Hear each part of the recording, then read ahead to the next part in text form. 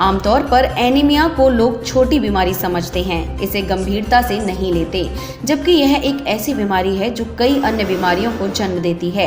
प्रतिवर्ष 4 मार्च को विश्व एनीमिया दिवस मनाया जाता है। आयुष मेडिकल वेलफेयर फाउंडेशन एवं मेडिकल और हेल्थ मैगजीन सेहत एवं सूरत और एडवांस होम्योपैथिक मेडिकल रिसर्च एवं वेलफेयर सोसाइटी के सहयोग से एनीमिया अवेयरनेस पर प्रतिवर्ष आयोजन किया जाता है।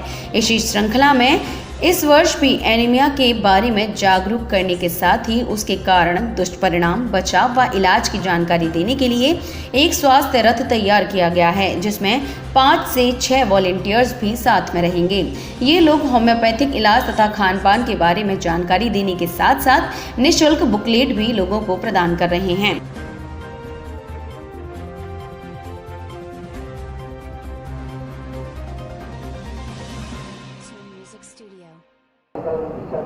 प्लास्टिक एनीमिया एक ऐसी बीमारी है जो जब होती है तो उस व्यक्ति को, बच्चे को, जिसको भी होती है उसको और उसके परिवार को पूरा एक ऐसा प्रभाव गिराती है जो पूरा परिवार डिस्टर्ब हो जाता है। और इस बीमारी को बचाने के लिए या इस बीमारी से कम करने के लिए होम्योपैथिक में बहुत सारे और हमारी भारतीय पद्धति में बहुत सारे उदाहरण हैं जिसके माध्यम से हम कर सकते हैं।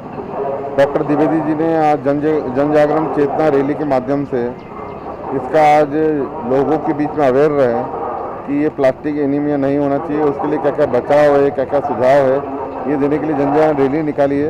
मुझे लगता है इसके माध्यम से एक अच्छा संदेश जाएगा लोगों के स्वास्थ्य के सुधार के लिए, जो कि इतनी ऐसी बीमारी है जो होना नहीं चाहिए। और हमारे केंद्र की सरकार, माननीय प्रधानमंत्री जी इसमें विशेष रुचि लेके ऐसी बीमारी को ठीक करने के लिए भारतीय पद्धति से आगे बढ़ रहे हैं।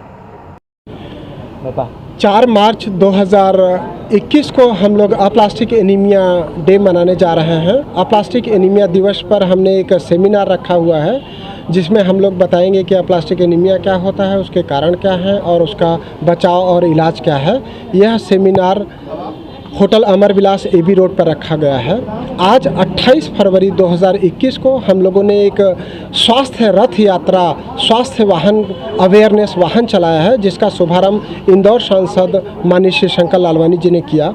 लोग एनीमिया को बहुत छोटी बीमारी समझते हैं, जबकि एनीमिया जो है बहुत घातक रोग है और इसके कारण अन्य कई बड़ी बड़ी बीमारियां हो जाती हैं।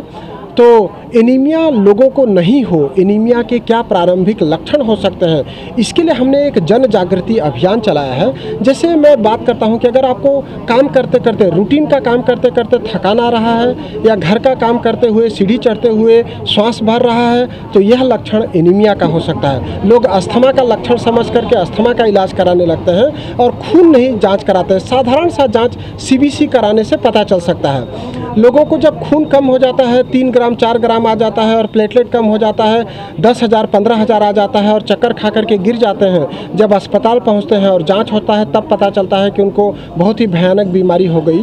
तो ऐसा नहीं हो, साधारण सा जांच करा करके आप जान सकते हैं। इसी तरीके से अगर कहीं से भी ब्लीडिंग हो रही, बिना घाव लगे, यदि बिना चोट लगे आपको कहीं से भी ब्लीडिंग हो रही है तो आपको ध्यान रखना चाहिए, यह लक्षण अप्लास्टिक एनीमिया का हो सकता है। अगर यूरिन में, स्टूल में, नाक से, मुंह से कहीं से भी खून आ रहा है तो आपको तुरंत डॉक्टर को बताना चाहिए, मिलना चाहिए। यही बात हम समझाने के लिए एक स्वास्थ्य रथ चला रहे हैं, लोगों के बीच जाएंगे। सब लोग हमारे साथ नहीं आ सकते हमारे पास, तो हम उनके पास जा कर के उनको अवेयर करेंगे ताकि वो बीमारी से बच सकें। इसका शुभारंभ हमने आज से किया है और ये लगातार 5 दिन चलने वाली प्रोसेस है।